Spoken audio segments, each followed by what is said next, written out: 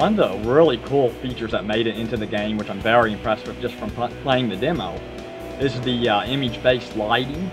Can you tell us a little bit more about that and how it's an improvement upon, Forza Motorsport 3? We've learned a lot as a studio, and I think that we've matured a bit in learning that, honestly, there's things we do very well, and there's things that other industries do better than we do better than the gaming industry in general. So we did partner with Top Gear to bring humor and levity to the game. We partnered with Pirelli to get the most cutting-edge simulation on the tires possible. And we even partnered with Hollywood. We hired a guy from Pixar. We worked with consultants from Warner Brothers as well as other Hollywood studios to improve our audio as well as improve our lighting. So IBL is a Hollywood technique, and we used that technique from learning how they were creating renders in Hollywood, how they were doing their overnight servers to make movies like Pixar and Avatar, and implemented that to make the game look radically better. So it's basically a lighting system that lights the car with the environment, makes the car look much more seated, much more natural, makes it a lot more photogenic when you go into photo mode and go into those home spaces, and really, hopefully, is very immersive in the game. And of course, it's still running at a solid 60 frames per second. Yeah, that's very impressive. And again, from just the demo alone, I've been blown away at how much better it looks and sounds over Forza Motorsport 3. And now I'm going to talk about the competition. Gran Turismo 5 took nearly 6 years to develop, and within that time span, you guys have released, I believe, Forza Motorsport 2 and 3, both of which, were highly rated games. Now, only after a year after a Gran Turismo 5 release, Forza 4 is on the way. Looking back and now onto the future, how do you feel you stack up to your main competitor, Polyphony Digital?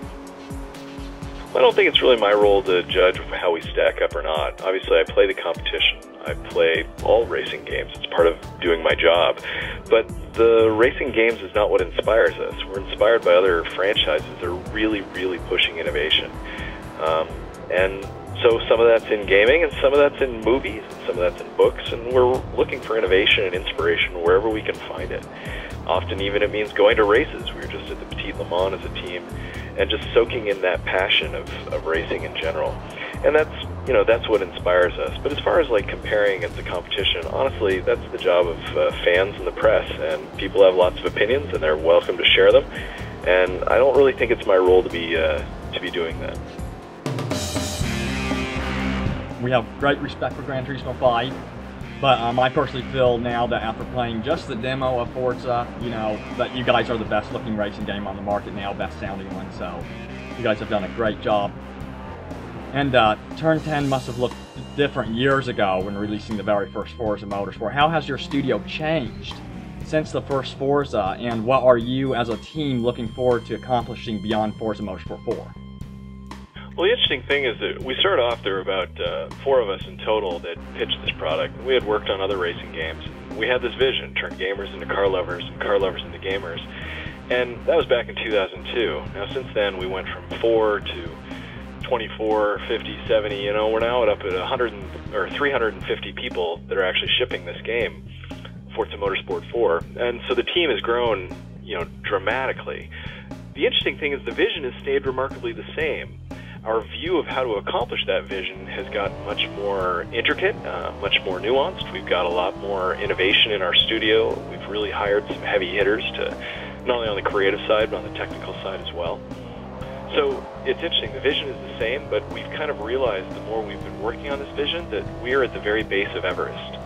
The things we're trying to do with car culture and gaming culture, I don't know if we're ever going to be done with it.